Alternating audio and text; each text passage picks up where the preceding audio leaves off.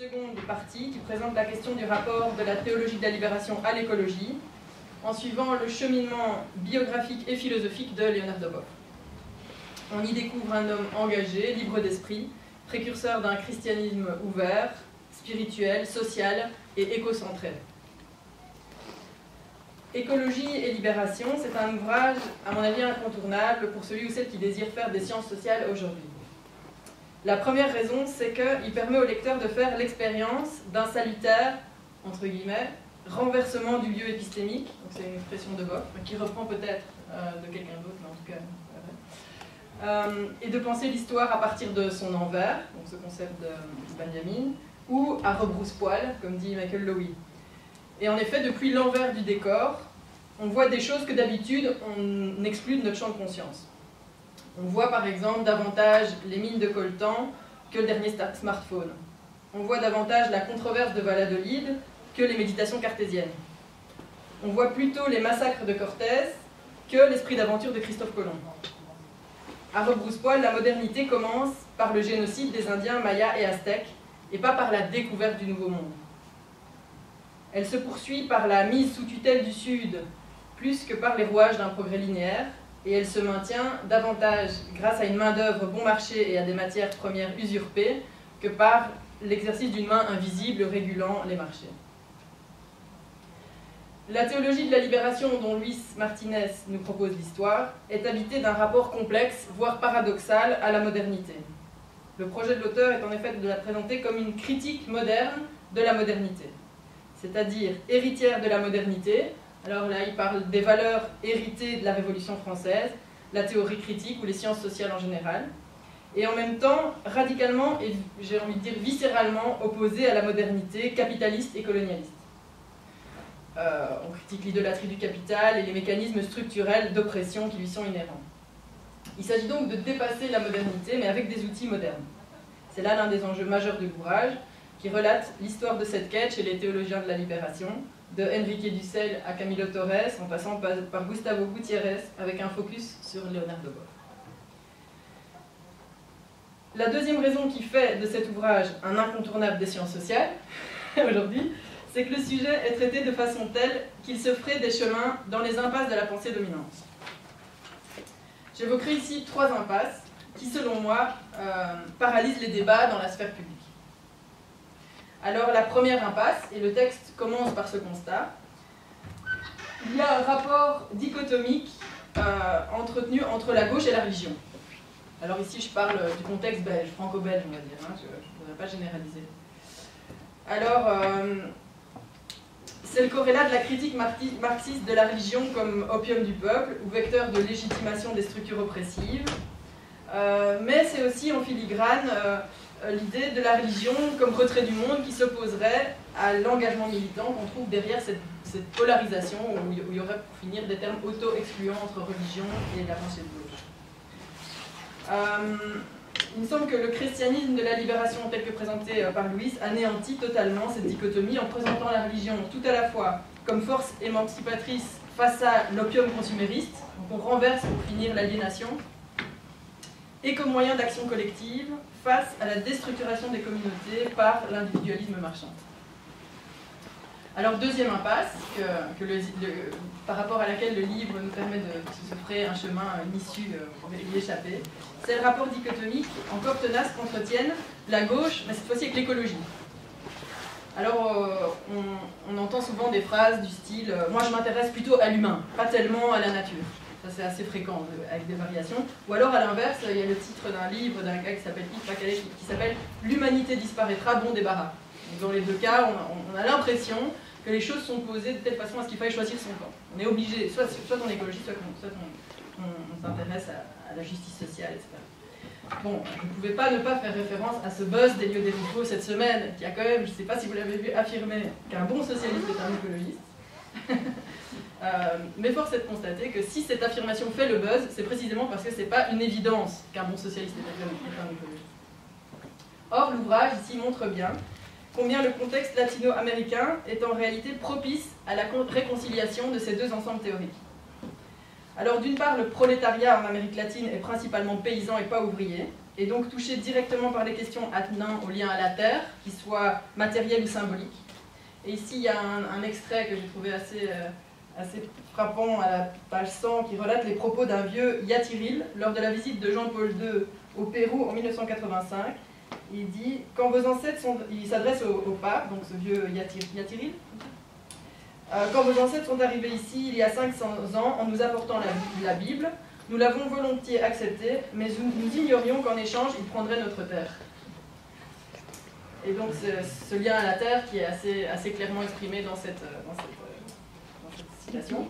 Et d'autre part, autre facteur qui fait que écologie et justice sociale et un terrain propice en Amérique latine, c'est qu'il y a une forte importance accordée à la nature dans les cosmovisions précolombiennes, qui facilite ce glissement du socialisme à l'écosocialisme, dont l'auteur parle en référence à. Alors la troisième impasse, plus théologique cette fois-ci, c'est la difficile alliance du christianisme et de l'écologie. L'ouvrage fait référence aux thèses de White, qui incrimine la théologie chrétienne du bas Moyen-Âge comme matrice théologique de la crise écologique.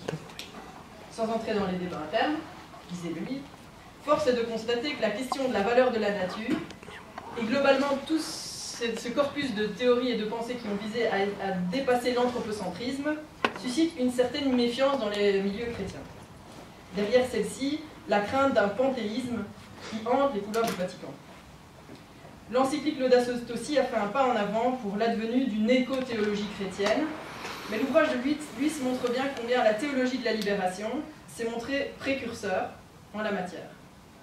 En particulier Léonard de Boff, qui semble avoir ratifié les formes les plus exigeantes d'anti-anthropocentrisme, comme le biocentrisme égalitaire par exemple, thèse selon laquelle nous devons respecter tous les êtres vivants, donc un contre-pied assez radical à l'anthropocentrisme. L'auteur montre également combien cette question reste polémique au sein du mouvement, certains, comme Enrique Dussel, préférant désigner comme bête à abattre le capitalocentrisme plutôt que l'anthropocentrisme. C'est un débat autour de ça. À une autre occasion, je me ferai le plaisir de vous développer mon propre point de vue sur cette question, mais aujourd'hui, je pense qu'on n'aura pas le temps. Quoi qu'il en soit, la découverte de l'approche théo-anthropo-cosmique de Léonard de Boff a été un très grand plaisir pour moi et m'a donné vraiment envie d'approfondir. Alors pour conclure, deux questions, histoire d'ouvrir le débat. Alors la première question, je voudrais revenir sur ce projet d'une critique moderne de la modernité. Alors on comprend l'idée de ne pas jeter le bébé avec l'eau du bain. Mais ce faisant, ne risque-t-on pas de se retrouver dans la situation du baron de Munchausen? Tu vois le baron de Munchausen qui est cette image célèbre d'un type qui tombe dans un marécage et qui tire sur ses propres cheveux pour essayer de se sortir du marécage. D'une certaine façon, en s'inscrivant dans la matrice théologique chrétienne, la théologie de la libération ne présente-t-elle pas les stigmates d'une critique coloniale de la colonialité? D'autant si on rajoute l'identification qui est quand même posée à plusieurs endroits dans le livre entre modernité, capitalisme et colonialité. Donc si c'est des synonymes, critique moderne de la modernité égale critique coloniale de la colonialité. D'accord. Et à ce titre, n'avons-nous pas besoin d'une altérité forte? Pour reprendre la métaphore du baron de Munchausen, il faut un point extérieur, un point d'appui extérieur pour s'extirper du marécage. N'avons-nous pas aussi besoin d'une altérité forte qui serve de point d'appui en vue de l'émergence d'une nouvelle société qui ne soit plus eurocentrée? Et à ce titre, dans le contexte latino-américain, n'y a-t-il pas une force théorique plus importante dans le mouvement par exemple du Buen Vivir, présentant un sol plus clairement alternatif à la vision occidentale? Ça c'est ma première question. La deuxième elle est un peu plus longue. 3 minutes, moi ça va, c'est quand même pas si bon. La deuxième question, comment faire en sorte que des analyses comme celles que tu présentes ne restent pas confinées à un intérêt ethnique, marqué du sceau de la spécificité culturelle latino-américaine, et laissant intactes les théories dominantes qui oblitèrent précisément cet envers du décor que, à travers le récit, tu te consacres à dévoiler, quoi. Et d'ailleurs, je constate que ici, les personnes qui sont présentes sont pour une bonne part latino-américaines, si je ne me trompe pas, ou métisses, ou... Comment? Et donc, c'est un peu le problème.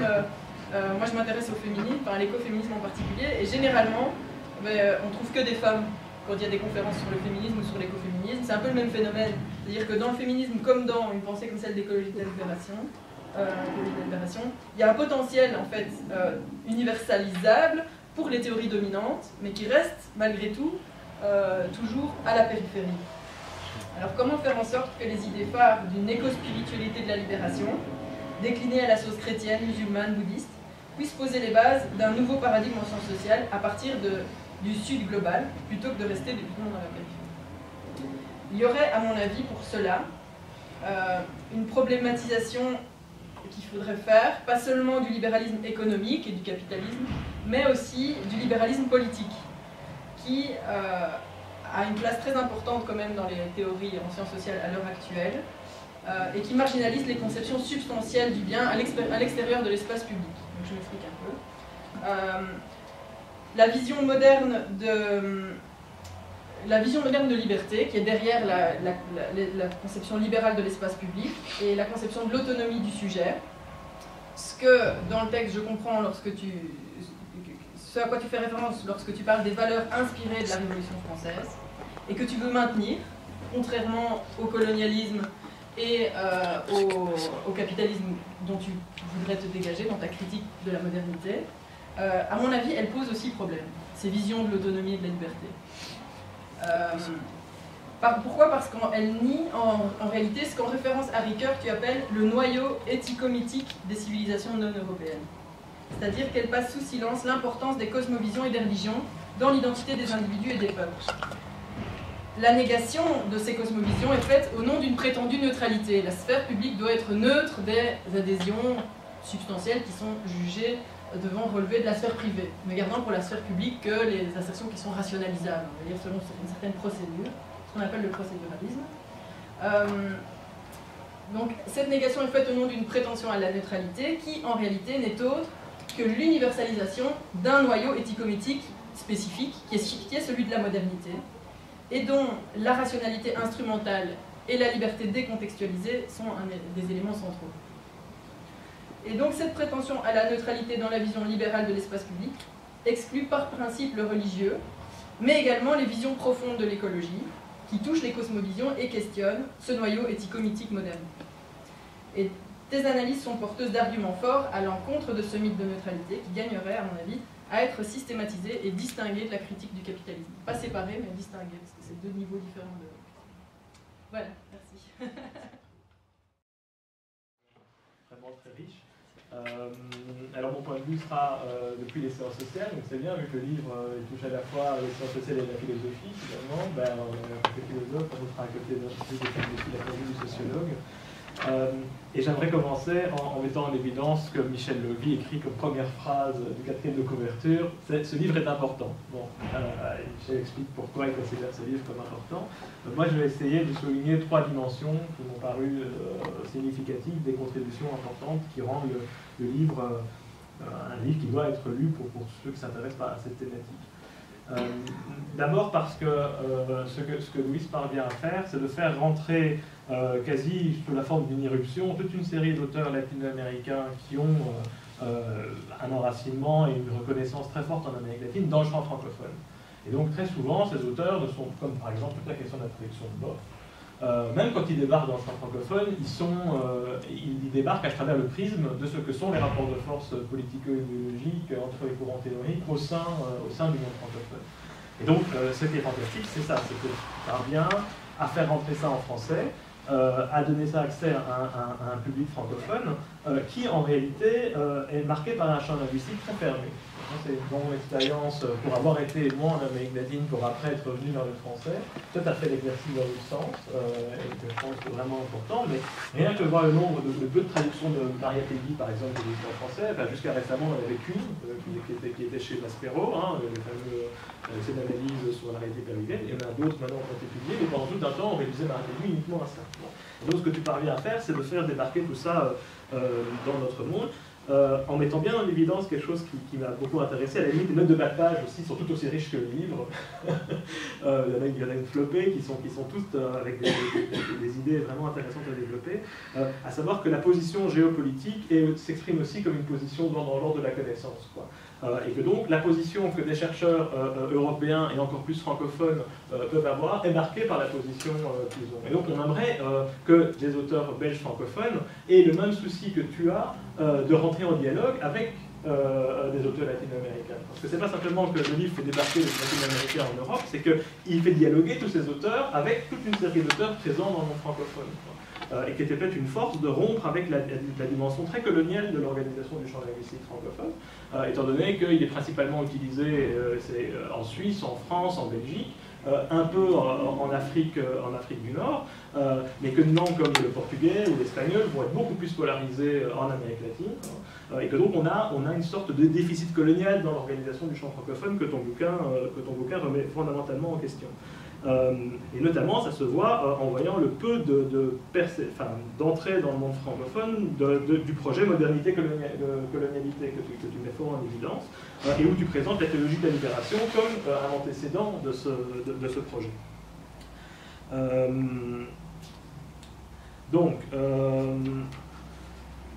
L'autre élément qui me paraît intéressant, c'est donc que tu fais un dialogue en dépassant les frontières linguistiques, déjà, mais tu fais aussi c'est-à-dire un dialogue en dépassant des frontières politiques. Et ça, on en a un peu parlé dans la présentation précédente. Ça veut dire que, d'une certaine manière, tu essayes d'expliquer le christianisme de gauche à des marxistes et d'expliquer le marxisme à des chrétiens de gauche. Et c'est extrêmement fort comme projet, parce que le livre est à la fois profondément marxiste, dans son cas d'analyse, je crois, c'est Marx, Benjamin, Levy, Mannheim, Gramsci, dont on a parlé tout à l'heure, mais en même temps en prenant fondamentalement au sérieux les apports de la théologie des libérations, les apports de Boff et de tous ces auteurs-là, non sur la base d'une idée que tu vas en faire une critique destructrice, de rompre, d'essayer de montrer en quoi ce serait pure illusion, etc. Mais en essayant vraiment de comprendre comment ce projet s'enracine déjà dans une réalité historique et politique précédente, même au Vatican II, que tu as bien mis en évidence, et en partant à la recherche de ce que Michel Levy appelait les affinités électives dans cette réutilisation fantastique qu'il fait de Weber entre marxisme et théologie de la libération.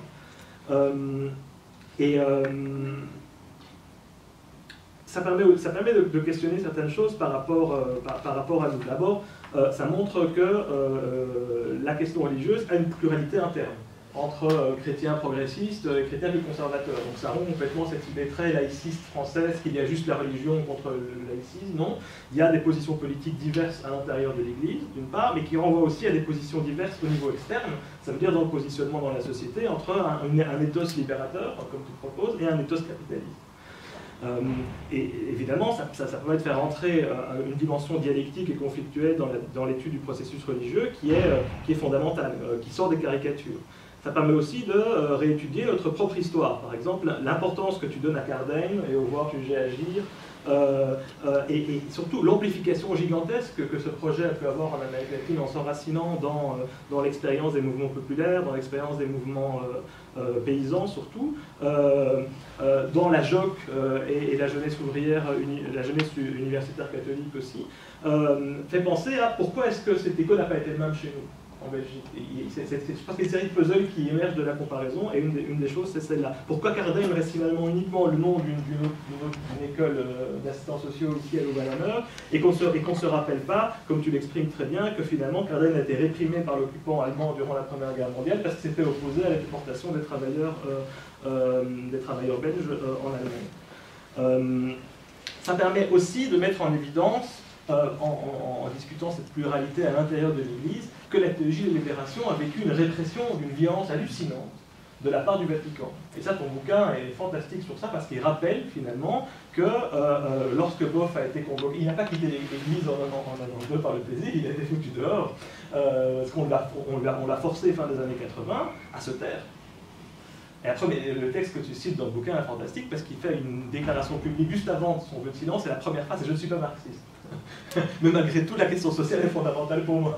Donc c'est très intéressant, mais ça montre aussi le rôle de Ratzinger là-dedans, où finalement c'est la Congrégation pour la doctrine de la foi, et donc en fait la version 2.0 de l'Inquisition, parce que c'est finalement la même institution au sein de l'Église qui a juste changé de nom, qui a organisé de manière systématique une chasse contre les théologiens de la libération, et qui a détruit leur position institutionnelle, en tout cas, ou forcé certains comme Boff à devoir quitter l'Église pour pouvoir continuer à être chrétiens, d'une certaine manière. Et que ce projet ne s'est pas fait sans remplacement, il s'est fait au profit d'organisations comme l'Opus Dei ou le Renouveau Charismatique. Ça paraît très intéressant de voir qu'il y a eu une prise de position de la part de l'Église institutionnelle dans le débat dans quel sens doit aller le christianisme pour faire face aux contradictions du capitalisme. Donc ça c'est la deuxième dimension. Et la troisième, qui est peut-être la contribution la plus sociologique du livre, c'est la façon dont elle permet d'opérationnaliser un peu l'intuition de Benjamin sur le lien qu'il y a entre politique et théologie. Hein, dans la première thèse sur le concept d'histoire, avec la fameuse image du nain qui se trouve caché sous le jeu d'échecs, où finalement le fait de mobiliser la théologie permettrait au padré dialectique de toujours gagner. Bon. Et toute la discussion sur le MST qui est développée dans le livre, sur le mouvement des travailleurs sans terre, est fondamentale pour ça, parce que la façon dont l'intégration de références spirituelles comme la mystique, etc., liées avec un projet politique, permet de voir qu'en réalité, il n'y a pas du tout une opposition entre la question politique et la question de la spiritualité, quand les deux se lient, et qu'en réalité, pour étudier des phénomènes comme l'engagement politique, dans le cadre de mon mémoire, j'avais travaillé sur la jeunesse communiste en Belgique entre 69 et 89, j'ai utilisé des cadres de sociologie de la religion pour pouvoir le faire. Et je pense que ton bouquin stimule ça aussi, de dire on peut étudier l'engagement politique avec l'idée, avec un cas d'analyse qui va essayer de chercher pourquoi les gens croient ce qu'ils croient, comment est-ce qu'ils changent de conception du monde, etc. De faire une sociologie de la religion plus qu'une sociologie des églises. Même si le fait de s'intéresser à ce qui se passe dans les églises permet de comprendre quels sont les projets qui sont sur le marché d'une certaine manière. Bon. Et donc, pour conclure, moi je partirai aussi sur une question. En termes sociologiques, qui est si on reconnaît d'une certaine manière que la théologie de la libération a fondamentalement perdu de la force depuis ces 20 dernières années par rapport à l'écho qu'elle a pu avoir en Amérique latine dans les années 80, c'est d'une certaine manière, dans une lecture plutôt réactionnaire, on pourrait dire que la sociologie est morte, la théologie de la libération est morte et que son débat bouge encore. Ça pose deux questions. D'une part, qui l'a tué? Donc il y a la question de l'intervention institutionnelle, mais pas seulement. Il y a aussi qu'est-ce qui est advenu de ces gens qui portaient ce projet, même après la répression de la part de l'institution ecclésiale.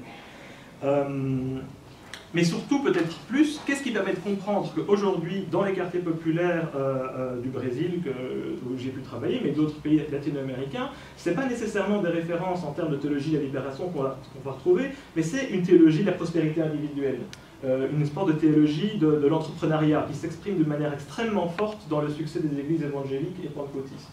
Je pense que ça c'est une question importante, parce qu'à la fois le projet de théologie de la libération avait une réponse politique à donner aux contradictions sociales profondes de l'Amérique latine, qui sont finalement les mêmes contradictions du capitalisme que celles qu'on vit ici, simplement accentuées encore plus par la dimension coloniale là-bas. Mais qu'est-ce qui permet de comprendre qu'aujourd'hui, ce qui fait écho, c'est le projet de ces églises, qui, contrairement au projet de la théologie de la libération, qui était d'une certaine manière parvenir à faire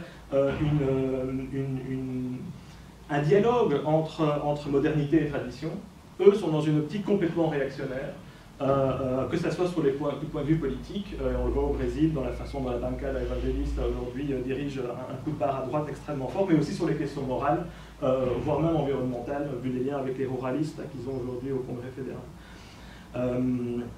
Et donc, est-ce qu'on peut comprendre cette perte d'influence de la théologie de la libération par une question de croissance économique dans les années 2000, par une question de chasse aux sorcières institutionnelle, par le fait que les organisations qui étaient articulées à la théologie de la libération ont beaucoup vécu le poids qu'a impliqué l'intégration à l'État sous la forme des gouvernements de fonds populaires, entre guillemets, qu'on a eu au Brésil ou dans d'autres pays latino-américains. Je pense au MST, par exemple, qui a été fort handicapé, à mon sens, par l'espérance qu'ils ont eue pendant 15 ans d'une réforme agraire qui n'est jamais arrivée, finalement.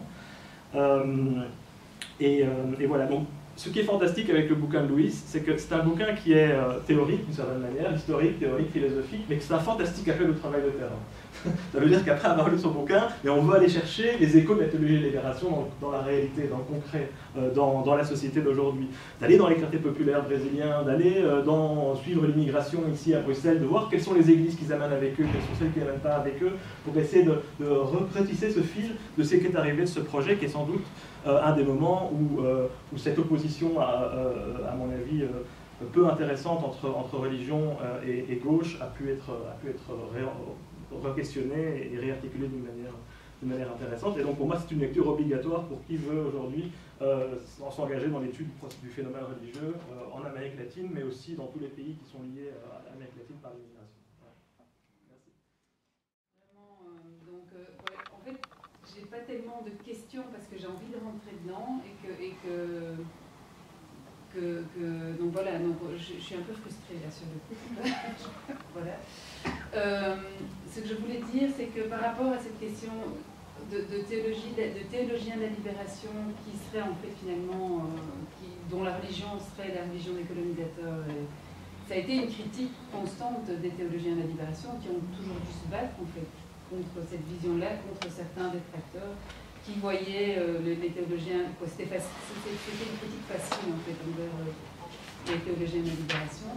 Et ce qui a fait leur spécificité, c'est vraiment ce renversement de la pratique théologique qui était très mal vu au Vatican et qui reste en fait pas fort bien considéré. Et donc le fait de partir de la base fait qu'en fait on sort de la notion de dogme et du fait que la théologie soit applicable en tout lieu et en tout temps. Et donc c'est ce principe de théologie contextuelle qui est vraiment pour moi au cœur de cette théologie, qui est effectivement une grande constellation. J'aime bien ce terme-là parce qu'il y a de tout en fait dans la théologie de la libération, mais avec cette volonté de voir les textes de l'Église et toute cette pratique théologique à partir du point de vue des pauvres, des opprimés, et donc d'où aussi cette question de classe et ces visions plus marxistes de la sociologie. Donc voilà, mais je dirais qu'on parle.